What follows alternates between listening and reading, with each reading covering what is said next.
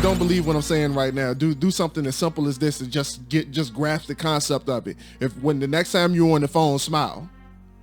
Just smile. Just look in the mirror and smile next time you're on the phone and watch what happens to the other to the next person on the line. Like, I can't explain what happens. I don't know scientifically what that is. But when you smile, they say when you smile when you're on a phone call, the other person knows that you're smiling, and it's a very friendly phone call. Right. Even when you're having an argument with somebody, smile next time you're on the phone and see what happens to that other person. It makes a big difference. It like people have it in their cubicles when they work in call centers. Remember to smile next to a mirror on their walls in their call centers. It makes a big difference. The image that you put out into the world is everything. And the only way that you can get on top of the image that you put out into the world is if you know the image of yourself. So if you stop looking in the mirror and stop seeing a Picasso every time you look in the mirror, and you can put those pieces together and understand who you're looking at, then the rest of the world can follow suit.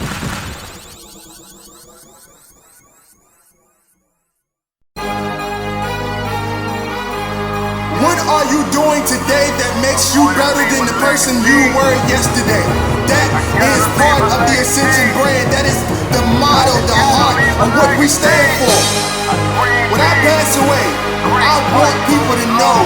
I want people to remember me, not for the time that I've spent on this planet, but for the things that I have done to contribute to society. My mama raised a loser, but I broke the chains. Welcome back to the Dirty Trump Podcast, where the elephant is always welcome.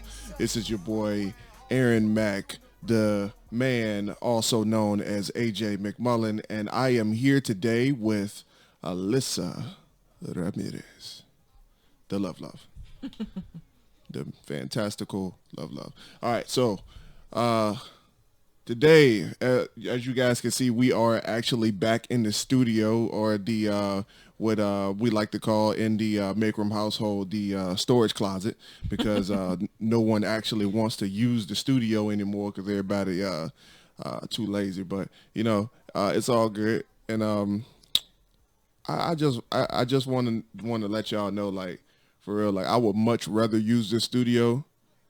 And the fact that we haven't used it is nerve-wracking to me, because like we've spent all this money on studio equipment just to turn around and use Zoom. Yeah. And I can't stand using Zoom, but apparently everybody else adores it because they don't have to leave their house.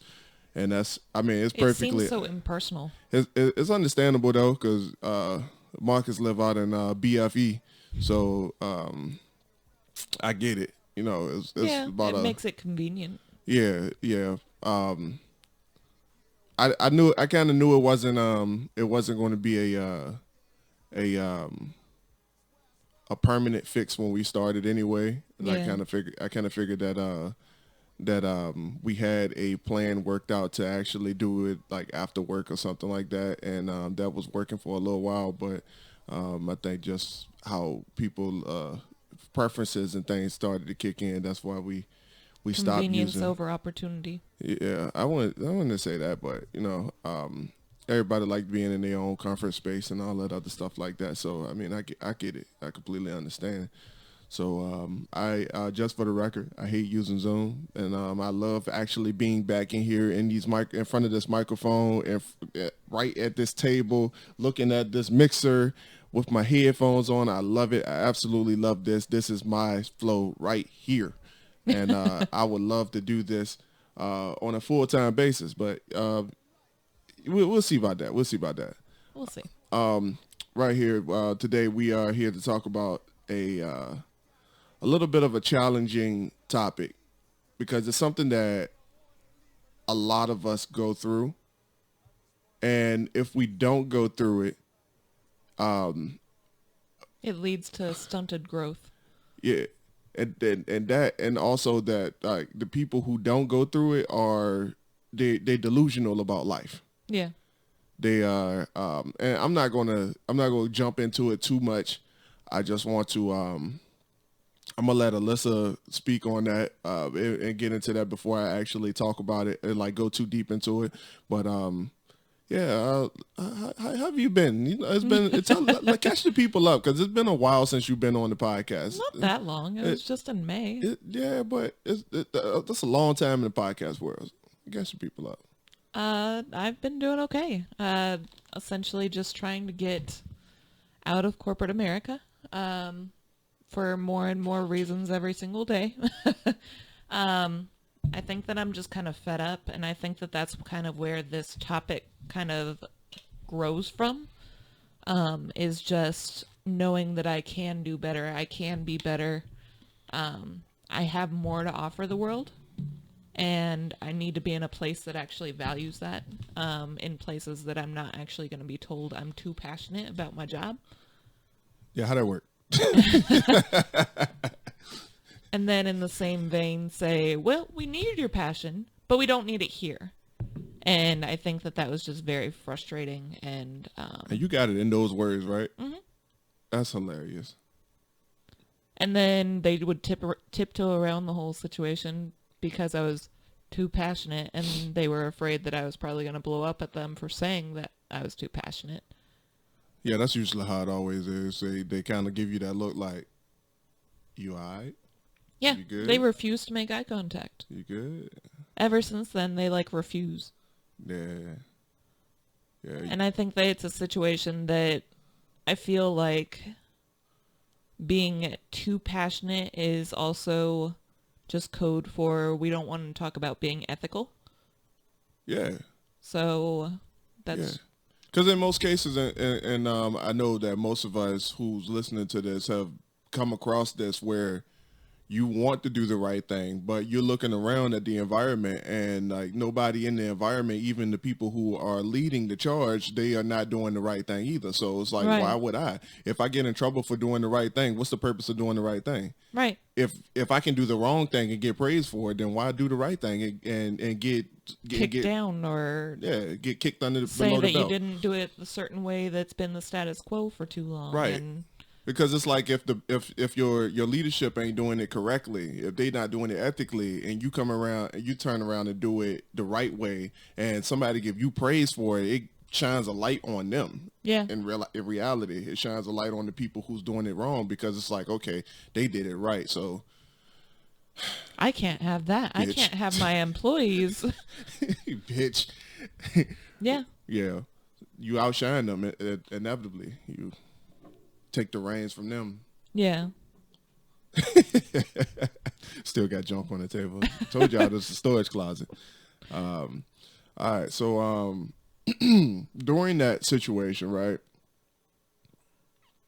Because I want to point out something, and I'm not trying to point call you out or anything like that because we both know what's on your assessment, but like I thought it was just really interesting, like the words, the way you when you first vented about it, and I was reading it, and cause I saw that it took you over 30 seconds to respond, so I knew that I was going to end up for a whirlwind of a response. I was like, it usually don't take her that long to respond, so I sent Alyssa a message and I was asking her about break time, and she said something about being annoyed to that degree, and I asked what was wrong, and I was like, just vent to me, let me know what's going on, and let's go from there. So took her about 45 to maybe a minute to respond. I got this long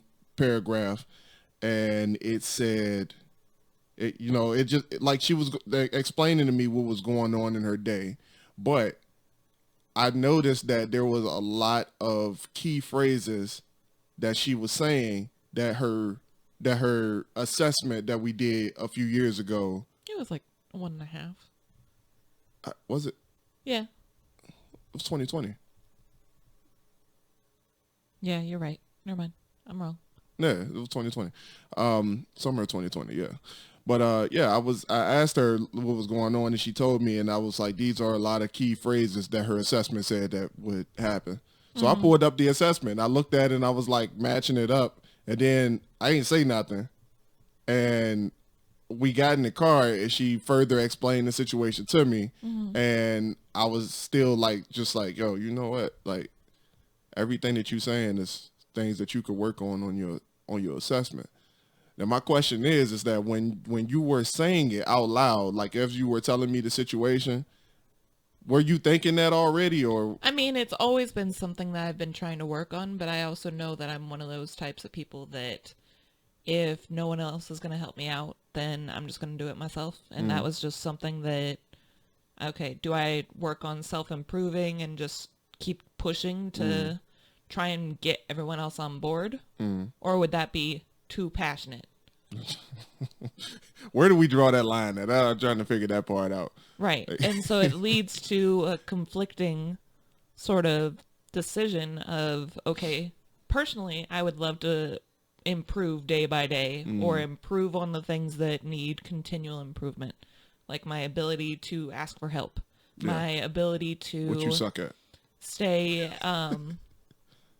I tend to get bogged down with details. So like the way that I was making the decision was a bunch of data that I analyzed for 2 weeks and trying to make the right decision and trying to do things fair and with heart and trying to make sure that these people know that they're still valued and all these other things. Right. Whereas I was given instructions of, we have this many people, we need to cut it down to 50.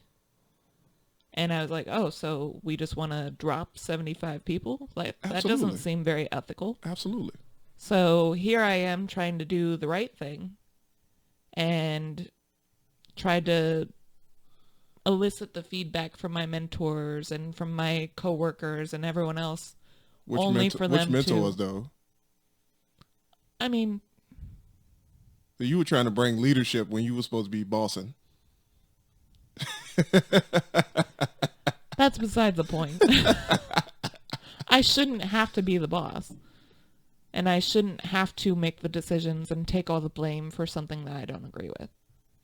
Yeah, I feel that. Because I thought it was interesting, though, because I was like, I know exactly how this is going to pan out. Like, either they're going to let you slide with what you're doing, or it's going to blow up. So, like, I was trying to figure out, like, why isn't, when you first brought it up, I was like, I'm trying to figure out why she not listening to what I'm saying.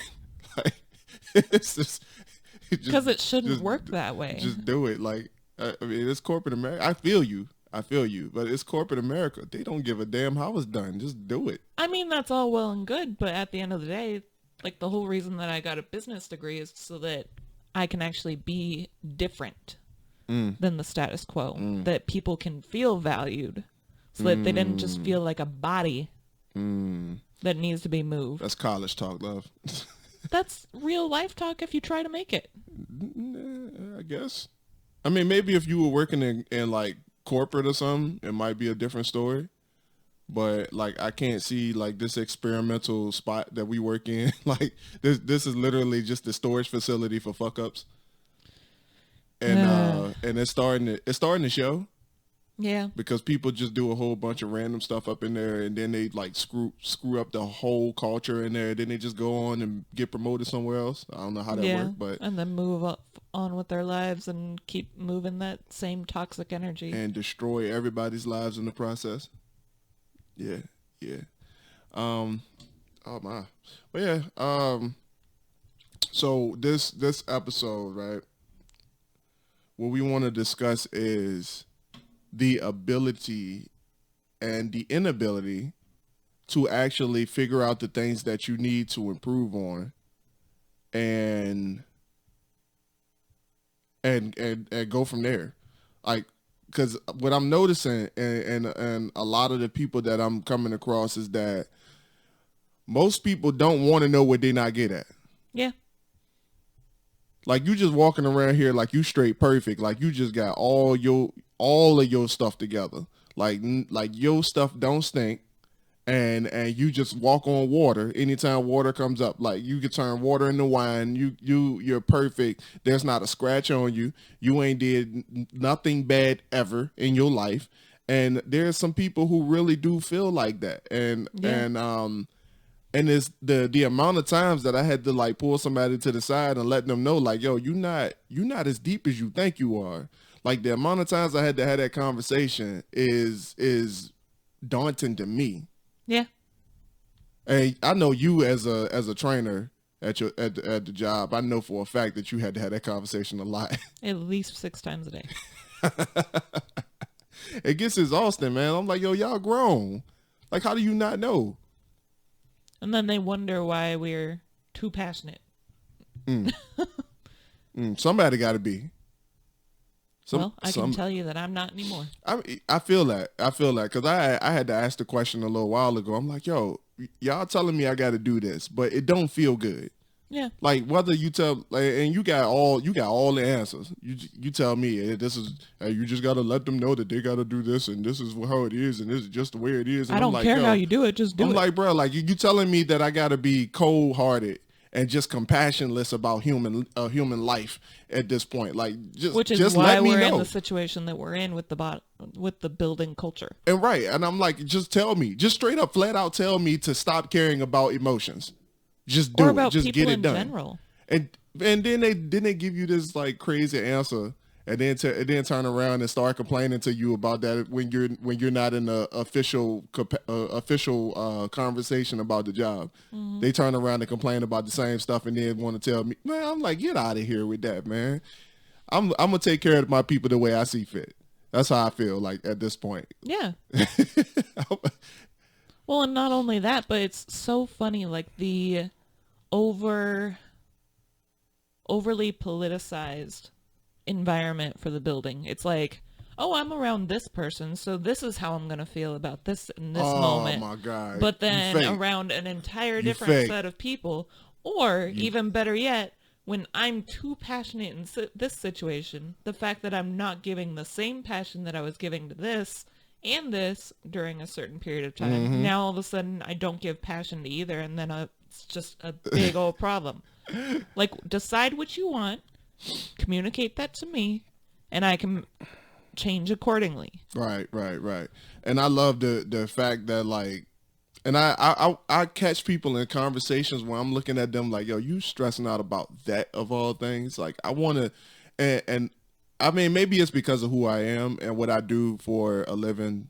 This podcast, welcome to the Dirty Trump Podcast, ladies and gentlemen, where the elephant is always welcome. This is your boy AJ McMullen, also known as Aaron Mack.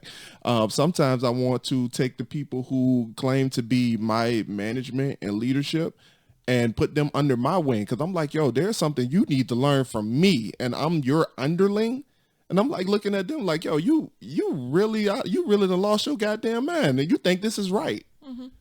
Well, I mean, it's not necessarily unfair for them to have the need to learn something from somebody, because every time that we bring on a new manager into the building, the first thing that I'll always tell them is realize that your PAs, your tier ones, your whatever, also have something of value to offer you. I just think it's kind of funny how that information kind of flies out the window once they're there for about a week and a half.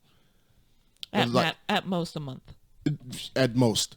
Yeah. At most, if they're nice, at most a month. Like, and it don't, and I'm not talking about like a full 30 days. I'm talking like a business week kind of month. Like they're trash.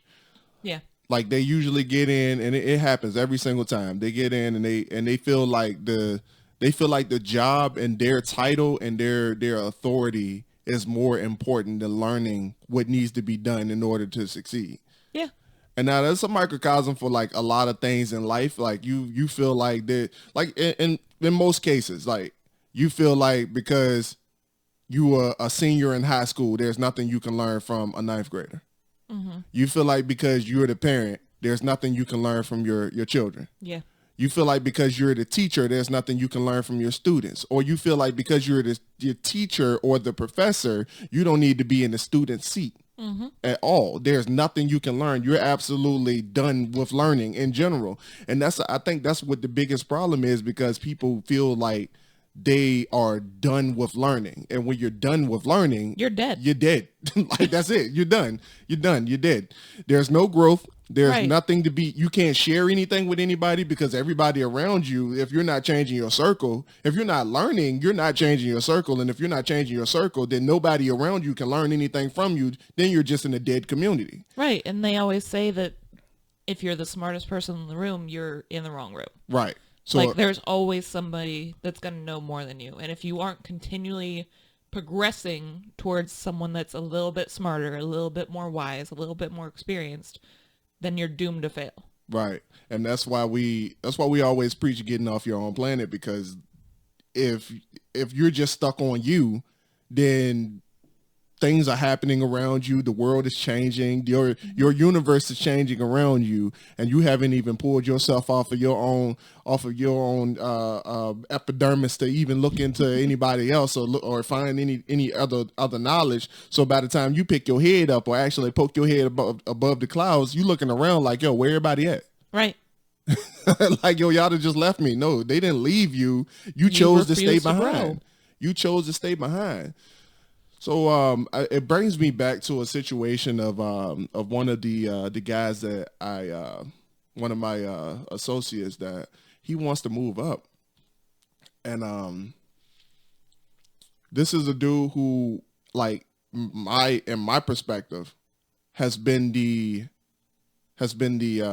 pain in my ass. Like, I ain't gonna lie to you. Like, he's been a straight pain in my ass. Like, he's not like a bad dude, but he's rebellious. Yeah. And I understand why he's rebellious. Like I had to sit down and have an actual conversation with him one day. I'm like, yo, why do you opt in to do the wrong thing? Mm-hmm. Or you just want to do the opposite of what is required of you. Yeah. And it's like, you do it on purpose. Like, you don't do it because you don't know what you're doing. You do it because you just ass. Like, right. And I guess he kind of felt like, because the culture is what it is, that he can do that, and because he knows what to do, just because he knew what to do, it was enough for him to move up past where he is. Mm-hmm. And I had to sit my man down. I'm like, yo, do you understand that the perception of you is not exactly what you think it is? Yeah. So it's some of you out here who you're going through life, and you think that people see you in one light, or maybe you just don't care how people see you, and you want to present this image of yourself as if you're one thing, but there's layers to you that you don't show, and people, when people see you, they make their own assumption of you, and you thinking that they're making a certain assumption of you, but it's completely different than what you see. It's almost like when somebody tell you that when you look in the mirror and see yourself, it's something different than what the next person is going to see. Right. That third person view is completely different than first person. So you're creating a persona for yourself, or an image of yourself, and people are seeing you in that image, and it's completely different than what you thought it was. Right. So once you try to make something happen, people are looking at you like, you're thinking that, oh man, I'm great, I'm this, I'm that. And this dude was saying that. Like, he's like, yo, I can do this, I can do that. And I'm like, yo, only you know you can do that. Mm-hmm. I don't know you can do that. He was like, but I told you I could do it. I'm like, yo, it ain't what you showed me. It ain't what you told me. It's what you showed me. Right.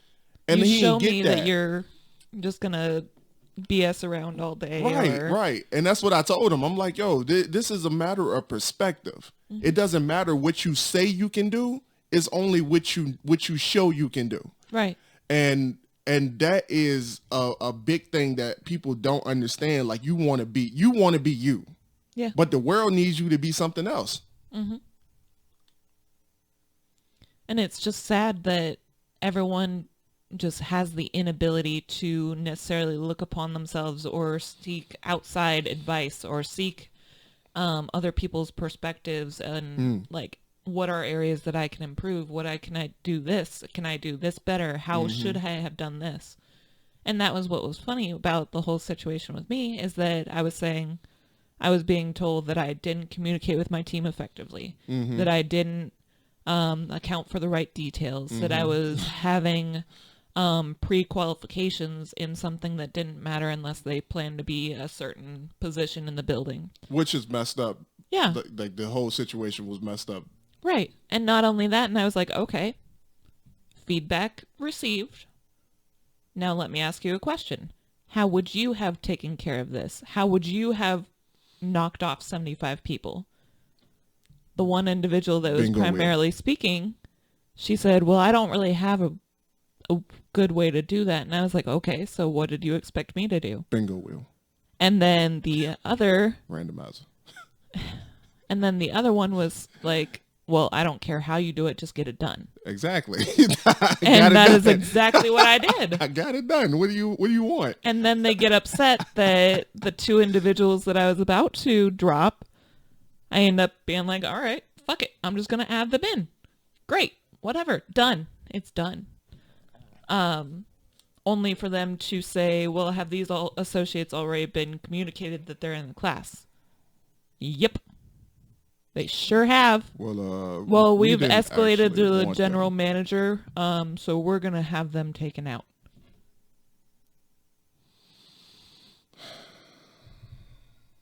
Like, okay, so my reasons weren't good enough, but you just not liking the individual is perfectly valid. Like, I'm sorry I didn't jump into your brain and say, okay, who do you not like? Let's just knock them out. Like, you two are not exactly non-vocal about who you don't like. I already knocked off those. But as far as the other 36 people that I would have had to take care of on my own, what was I supposed to do in that situation? My God.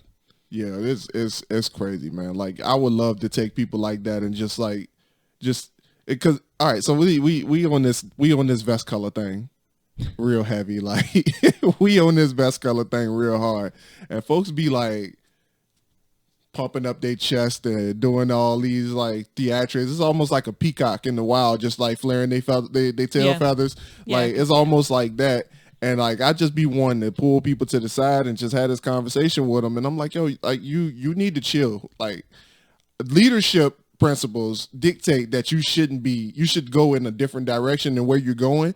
And if I had that conversation, they wouldn't listen. So I'm like, oh, I'm just gonna sit back and watch. Right. And like, I see it happen all the time where stuff blow up in people's face. They make a decision, and I'm just like sitting back, like, yo, you probably should have known that was gonna happen.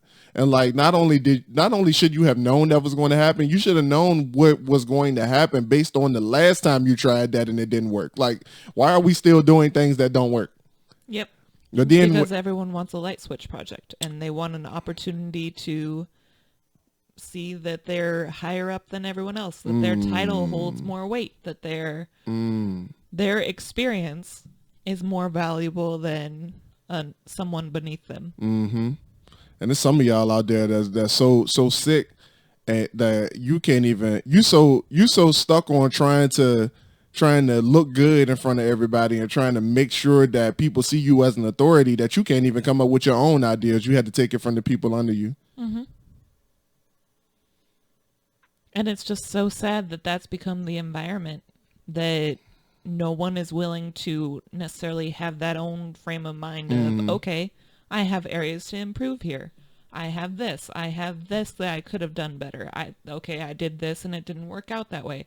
Let's elicit some other opinions, whether it be from other managers, like if that's the only valuable information that you're going to receive. They shouldn't be talking to each other either. I mean, like, they still too fresh to be talking to each other about problems. Like, when I see them having conversation, every time they break away from each other and try to have a conversation with us, I'm looking like, yo, if you don't get the flying fuck away from me. Because like, anytime it's like the blind leading the blind. Yeah, I mean, to some degree. I mean, at the end of the day, like, if they actually didn't just, because there's very much a clique situation. Oh, hell yeah. So if they were to actually communicate with other departments, I feel like that would be valuable. Like, if they were to say, okay, I know nothing about this. I mean, hell, I'm in charge of training every single person in the building as far as like pretty much anything. Right. But I knew for myself, I'm only well versed in one of the 4 different departments. Mm-hmm. I took it upon myself to try and get trained in everything because I knew that there was an opportunity for me to learn something from somebody else. Right. I mean, hell, just this week alone, I learned at least 12 different things that I had no idea that I've been advising wrong this entire time. Like, if I never would have got off my own damn planet Right. to actually seek out advice from other tier 1s, like... Tier 1s. Yeah. Not other humans. Not other humans, everybody. Right. Or bodies. Right. Like all these people that everyone tries to shit on and say that they're not working hard enough, that they're not doing enough, that they haven't got the right experience, they don't have the degree, they don't have this, they don't have that, they don't hold the title. Yeah. That all of a sudden that makes them less of a human being with a working brain and all these other things. Whereas most of these guys, they have become so bogged down with those sorts of phrases and things like that spoken The culture towards in them. general, because the culture treats them that way. Yeah, that they've become like, okay, well, I don't even want to try and move up. Yeah. Like, why would I try? I don't hold the degree. I don't hold this. But I feel like they would make a better manager than half the managers in there. Right. Right. And like, excuse me. We could take it all outside of work too, because like it even happens with like the entrepreneurial thing, man. Like folks think like just because you a hard worker at your job that it's going to translate to everything else that you do in life, and that's not necessarily true, because as you guys know, we got the 10 gears of balance, and the job the job falls under one of those maybe, but you know it's not all 10 gears. Nope. Like just because you are successful at following orders at work doesn't mean that you're just going to start a business and automatically become the next Jeff Bezos or the next Elon Musk or something like that. Like these are things that you have to know. Like all right, so I want to plug this right quick. And it ain't ours, and we not getting paid for it. But with the assessment that Alyssa that we were discussing earlier is called the flight assessment, that was made by Dr. Eric Thomas, E.T. the hip hop preacher, and his company. But you can find that at flightassessment.com. Now, like I said, this is not a plug or anything. We're not getting paid. I don't care like whether you go to it or not. It's on you. Like this is just advice. Like I'm not a professional therapist or anything. I am not your guru. So I can't say that one way or another, but what I recommend you guys do, now it's going to cost you a little bit, but like it ain't one of those free online disc assessment tests that's going to give you the basic knowledge of INTF and none of that. Like we're talking about like a full scheme and you guys can look at it. What was that, episode 55 that we... I think so. I think it was group therapy session is the name of the episode, where we actually went through the our own individual flight assessments, and these things lay us out. I mean, it tells you word for word, like, what are some things that you can do, things that you can improve on. And the reason why we brought this up in this conversation is because these people told Alyssa that there were things that she needed to improve on, but they were actually things that she already knew that she needed to improve on because it was her flight assessment. But the culture itself didn't allow her to be in a sense of doing the things, improving those things that she said that she need, that her assessment said that she needed to do. And also on there is a preferred environment section where it says that your environment has to be a certain thing in order for you to thrive in who you are in your growth. Yep. And our culture is nowhere near the thing that Alyssa's assessment says that she needs to be in. It's actually the exact opposite. So the assessment breaks things down into a natural ability and adaptive ability, and everything that Alyssa was experienced is because she had to be adaptive because there was no structure. Now, the deep part about it is that she wouldn't know that if we never got the assessment done. Yep.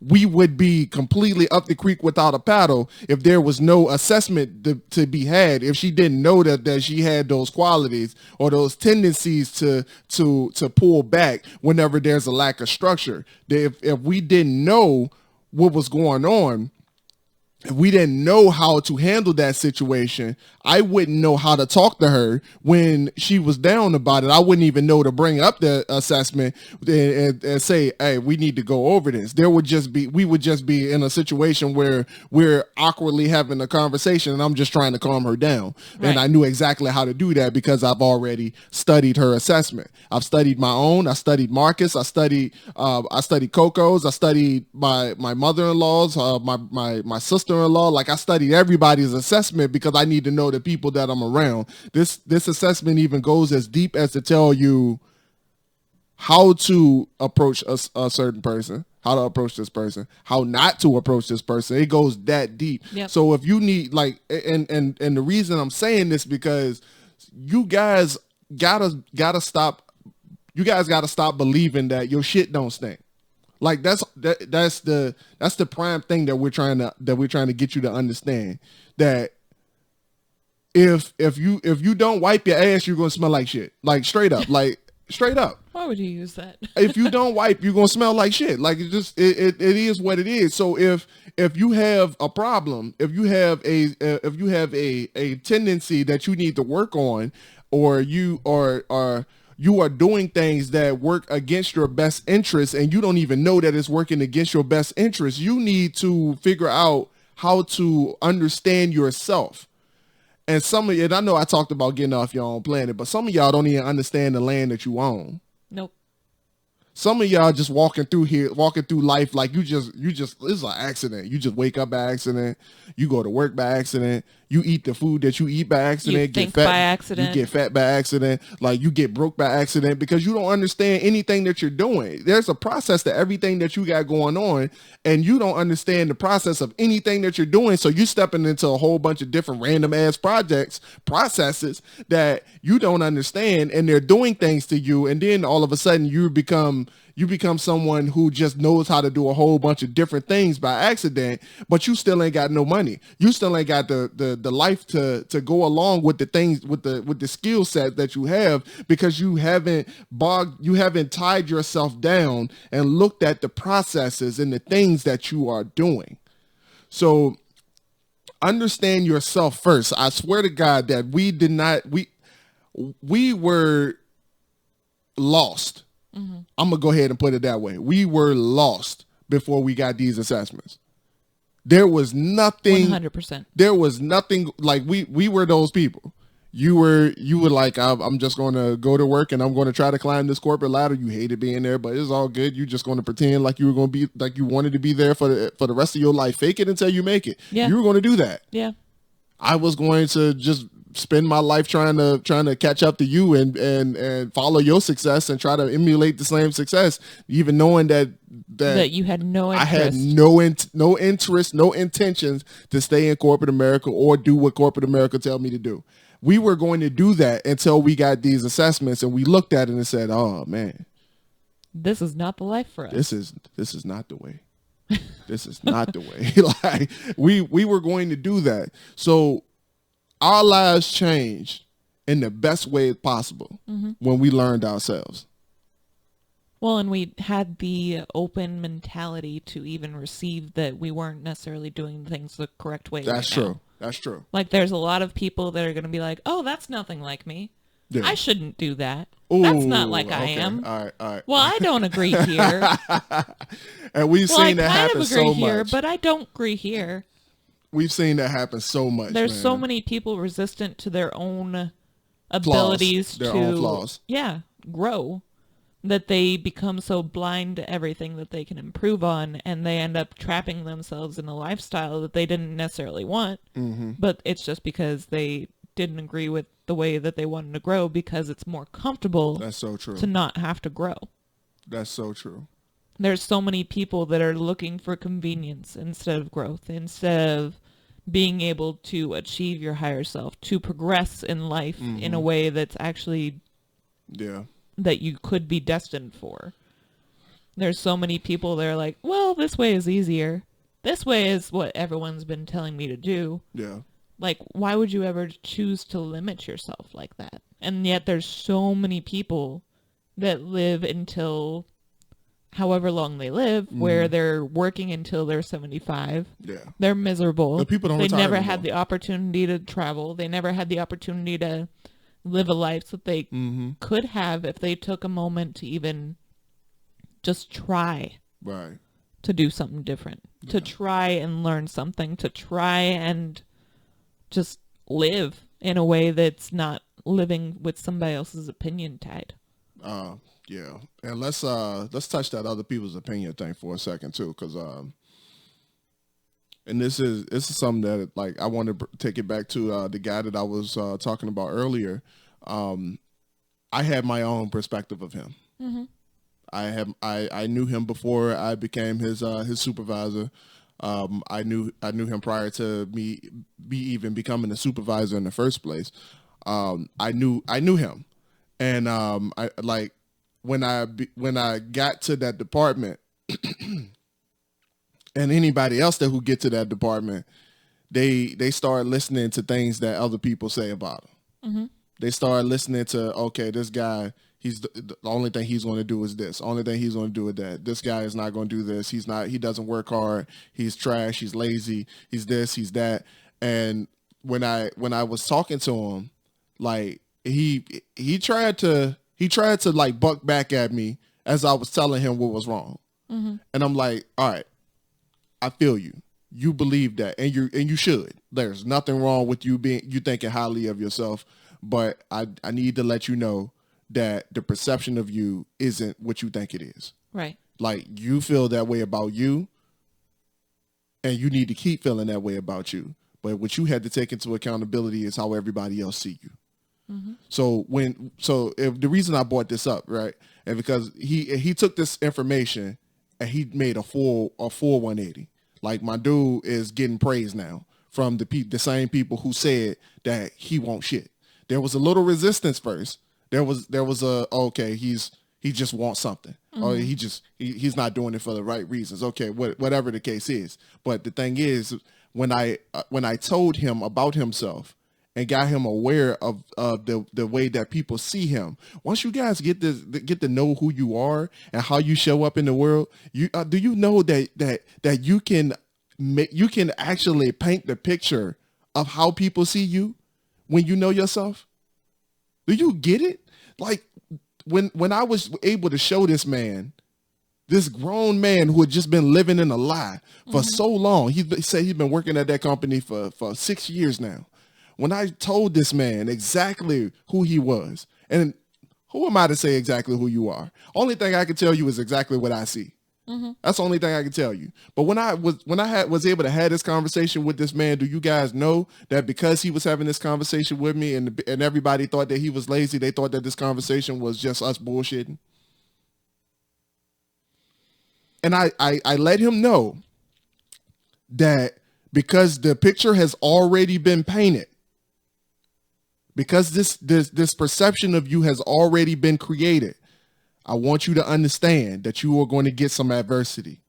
You are going to come across people who don't. Thank you. You're going to come across people who don't believe that you can change. Because people already believe in their heart of heart that you don't have what it takes to grow. You don't have what it takes to do whatever you say you can do, and you know you can do it.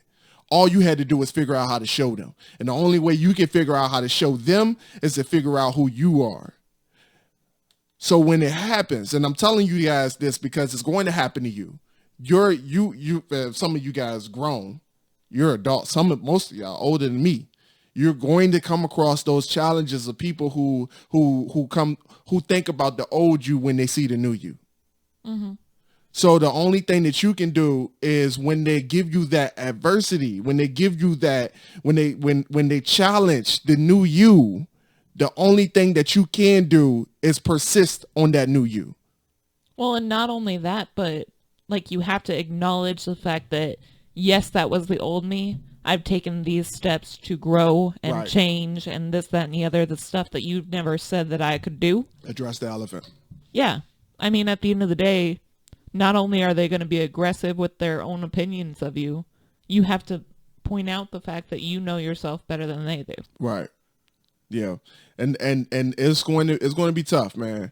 Because when I told my man that it was going to happen, right? And I knew exactly how it was going to happen, because I remember how I was when you and I first met. I was the same guy. I was rebellious. I ain't really like the rules that much. I ain't really had that servant mentality back then of serve the people who can help you move to the next level. Like I wasn't really on that back then. And then when I was trying to show people that I had what it takes, nobody wanted to give me a shot. Right. Because I had already given them a bad taste. Like I mean, I can think of a few people right off the top of my mind who even when I got the inclination to even get the promotion, they wasn't even willing to give me a shot. Right. Even one of the people that we were close to wasn't willing to give me a shot, because he already knew what was like where I came from. So when you're trying to move up or trying to push forward in life, the world is going to give you pushback on who you were. And the only thing I'm telling you guys to do is to not, when it happens, you don't fold under pressure. And some of you guys, y'all so immature that whenever you get some adversity, you just like, oh, it ain't working. It ain't working. Like the first bit of adversity you get, oh, it ain't working. I'm just gonna go ahead and continue doing what I'm doing. And that's why be average. Continue to be average. You just gonna continue to be the mediocre person that you were from the beginning. Like you gotta understand that it ain't all sunshine and rainbows. And if you paint black on a canvas, I want y'all to catch this, right? If you paint black on a canvas, it takes a lot of layers to cover up that black when you using other colors. So when you spread the darkness of who you are, when you become bitter because of your environment, when you become jaded by the things that are going on around you, the things that's happening in your life, when you become comfortable with just what is and refuse to grow. Right. When those things happen, you're going to show something outwardly that is dark, and it's going to take a lot to shine light on that darkness. And if you don't believe me, do this. If you don't believe what I'm saying right now, do something as simple as this to just grasp the concept of it. When the next time you're on the phone, smile. Just smile. Just look in the mirror and smile next time you're on the phone, and watch what happens to the next person on the line. Like, I can't explain what happens. I don't know scientifically what that is. But when you smile, they say when you smile when you're on a phone call, the other person knows that you're smiling, and it's a very friendly phone call. Right. Even when you're having an argument with somebody, smile next time you're on the phone and see what happens to that other person. It makes a big difference. Like people have it in their cubicles when they work in call centers. Remember to smile next to a mirror on their walls in their call centers. It makes a big difference. The image that you put out into the world is everything. And the only way that you can get on top of the image that you put out into the world is if you know the image of yourself. So if you stop looking in the mirror and stop seeing a Picasso every time you look in the mirror, and you can put those pieces together and understand who you're looking at, then the rest of the world can follow suit. Mm-hmm. Damn, love. That is the first time Melissa ever seen that in person. It's not the first time. It's my first time being like directly across from. Yeah, there's been a lot of growth on this podcast since those old days where I used to let a whole bunch of distractions get knock me off track when we were having a conversation. Yeah, how long is that? Yeah, we good. Yeah, that's all like that we have for this episode, man. Like, I just wanted y'all to know that, like, cause it's it irritates me, man, cause it's a lot of people who can do a lot of great things, man. But you got so many. There's so many people that may or may not know what they need to work on. Like for myself, like Yeah. it's all well and good that I have all these detailed things that I have to work on and I know it and I'm continually working on it. Mm-hmm. But the moment that I am in an environment that's not exactly fostering growth, Mm-hmm. that I don't push to continue to grow and I shrink myself. You go back into the adaptive. Yeah. I mean, it's just a situation that it's all well and good that that's the case that you know about it, but you have to continually push. Execute. Yeah. Mm-hmm. And there's so many people that won't even take the time to get to know what they need to work on. Right. And it's almost so much worse what I tend to do of why ever shrink yourself when you're trying to grow. Right. Right. And a lot of you want things in life, man. And you want them bad. Like some of y'all cry at night, keep yourself up at night because you want things so bad, and you not willing to change to get it. Like I was talking to Alyssa about it this morning because, like, honestly, I kind of forgot about it, but like before I met her, I wrote a list of everything I wanted out of my significant other. Or I wanted to write a list about everything I wanted out of my significant other. But I knew that before I could even write that list, that I had to write a list of things that I needed to be in order to keep that woman. Because it don't matter if you get it, because anybody can get anything that they want. But if you get it and you're not the right person to have it, then you're gonna lose it anyway. So therefore, you just put a whole bunch of energy into something that won't even worth pursuing in the first place. So become the person that deserves the things that you want first before you even think about getting it. Whether it be the lifestyle, the person, Right. the job, the whatever. Like they wonder why divorce is so high. Like you spend so much time and energy trying to get what you want without actually acknowledging the way that you actually need to improve first. And the things that you need to do, the steps you need to take, the things that you need to change, the ways that you need to progress and grow in life before you actually receive those things. But then they want to just get upset that they don't have those things. Mm-hmm. Instead of making a conscious effort to doing those things. Like I can't even tell you. I still have all the books that I read to become the person that I needed to be in order to keep Alyssa. Like, and I almost lost her a few times. Like, hey, let's not trip. Like, I ain't perfect. Like, I'm gonna be real. Like, I'm still growing, but the thing is that I knew where the growth needed to take place at. Like when I almost lost her because of some stuff that I wasn't fully grown in. Like, so like it was a testament because I knew where I messed up at. I knew how to reverse it. And some of you guys are just y'all blaming other people for your mistakes because you don't know that you're at fault. Like there's people out here who like somebody today. What's the day? Thursday. It's probably not today, but probably tomorrow. Somebody somewhere is going to get married for the third time and ain't fixing shit that they fucked up at on their second marriage. Yep. And it's going to happen again.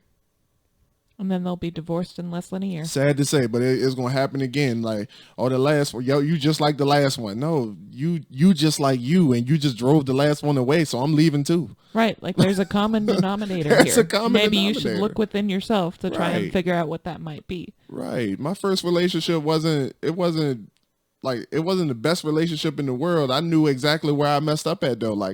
Even though it ended on infidelity on the other person. Like I can't just straight up just be like, oh, she dirty, she trifling because she cheated on me. No, like there's a reason why. So I had to figure that out. So and also in that list of things that I knew I needed to be in order to keep Alyssa here, it was on there. It won't fun to write it either. It wasn't fun, but it still had to be done. And some of you guys had to know that you had to fight to become the next person that you need to be. And when you write down those things and you understand those things, it's going to hurt. And you're going to go through some pain, some challenges. You're going to go through those, but do not give up. That's the only thing that I'm trying to tell you is to do not give up, because if you quit, then none of that is Your even life going to isn't matter going to anyway. improve. Your life isn't going to be easier. You're going to be upset with the things that you feel that you could achieve, but are too scared to. You're going to live life expending the same amount of energy no matter what you do. So you might as well go through the pain and become a better person in the process. Because then if you become a better person, then you know how to get a better life. You may not get the better life because you become a better person, but at least you'll be moving in the right direction. I will personally attest that I cried nearly every day coming up with the things that I needed to fix. Yeah, I remember that. That was a tough time. That was a tough time. I'm tearing up now. Oh man. All right. So Alyssa, being that it's been a while since you've been on the podcast, in your personal growth and your successes, what have you been able to accomplish since the last time you've been, like, not since the last time you've been on, but since I think the last time you were actually on an official capacity was when we were in the studio the last time. So what have you been able to accomplish since then? You never told me to prep this. I guess the biggest things is just my confidence in myself and working on figuring out what I want to do with my life. I think that so many times, so much of my life has been, what can I do for other people? What can I be for other people? What can I do to make someone else's life easier? Mm-hmm. That I was so scared or didn't know how to even have my own life. Mm-hmm. And I think that a large majority of where I've grown is just coming into my own. Yeah.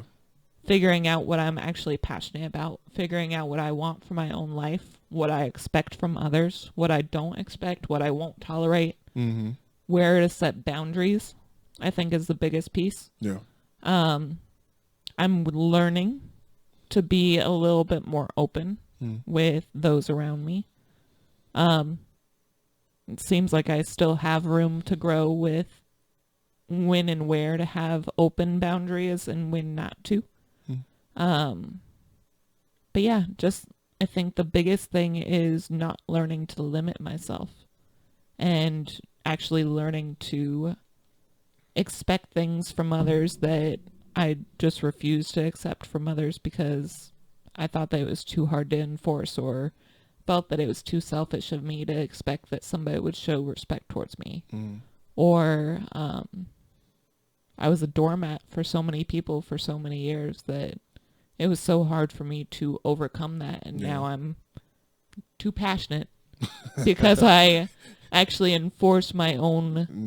Like I want to touch that for a second. Hold that thought, because like when you start doing the things that you're doing, and if you are the quote unquote doormat, like Alyssa just explained herself, you're going to have what's called the villain error, and you can find a little bit about that in Alyssa's upcoming book. How did I know you were gonna do that?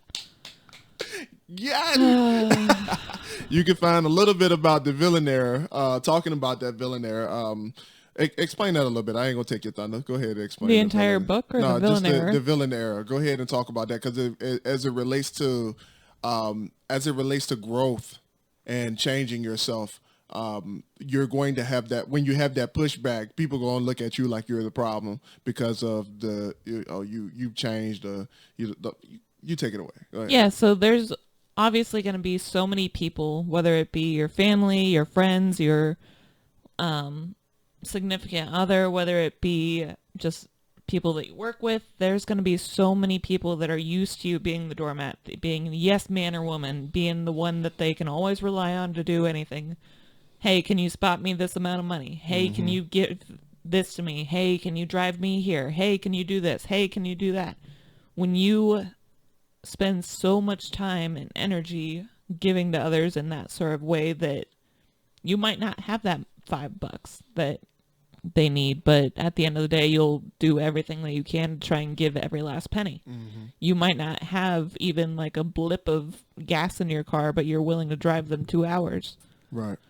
You're willing to put so much stock into what other people say because, yeah, you can rely on people, right? Yeah. To do the right thing, that you end up getting burned so often, which then leads you into a space where, whether you like it or not, you're going to have to set boundaries. Yeah. And that's what everyone calls the villain era, is because you start saying no to things, whether or not it's because you just don't have it, or because you don't want to anymore, or whether you feel like you've been taken advantage of, or you just got to take care of you for a change. Exactly. And it's just a situation that everyone's like, oh, well, okay, you've changed. You did this. Why can't I expect everything from you and give you nothing anymore?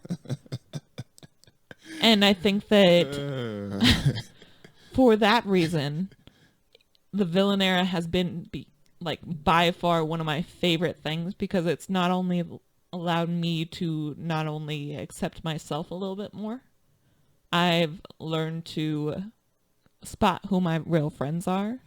That's deep. I've learned to spot who I can rely on and who I can't. The individuals that have the most severe, like bold, underlined, red, italicized boundaries are the ones that, for the longest time, for several years, many years of my life, expected everything from me and expected never to give anything back. And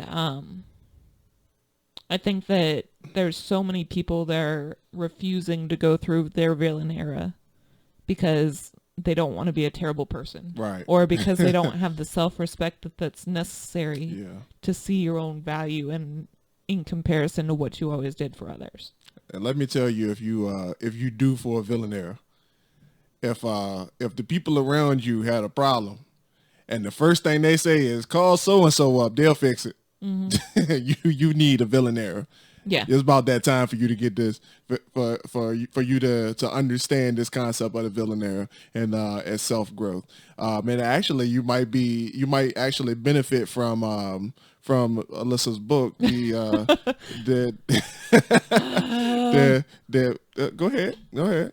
So my book is called The Introverted Extrovert: How to Succeed in an Extroverted World. It actually started out as a joke. Some joke. A joke that kind of came into fruition because I saw Aaron doing his NaNoWriMo now 3 years ago. Has or was it it been 3 just years? 2? No, I think it was 2. 2 years ago. Yeah, because I released Devastate Siege last year. Yeah. So it was 2 years ago. We ended up going on our book tour through all the different conventions, and I would always be the one that was the network person, that I sought out the people that might be able to help us, that we might be able to learn something from at all these different conventions. And I was asked the question by Aaron, like, hey, if you're the introvert, why are you the one that's the professional networker? And I, in my typical sing-songy way, said, I'm an introverted extrovert. And he jokingly said, well, you could write a book about that. Like, there's a lot of value in that others could see for people that see themselves in the same light. And I was like, yeah, sure, I could totally do that. Maybe the next Nano. And for clarification, I wasn't joking when I said that. And so, long story short, I actually did Nano, and the book came to life. Used it as a therapy tool in terms of just trying to get things off my heart, and ended up actually being something in the end that's actually valuable. And that I think that a lot of people that limit themselves and feel that they're not enough for the world could actually see value in.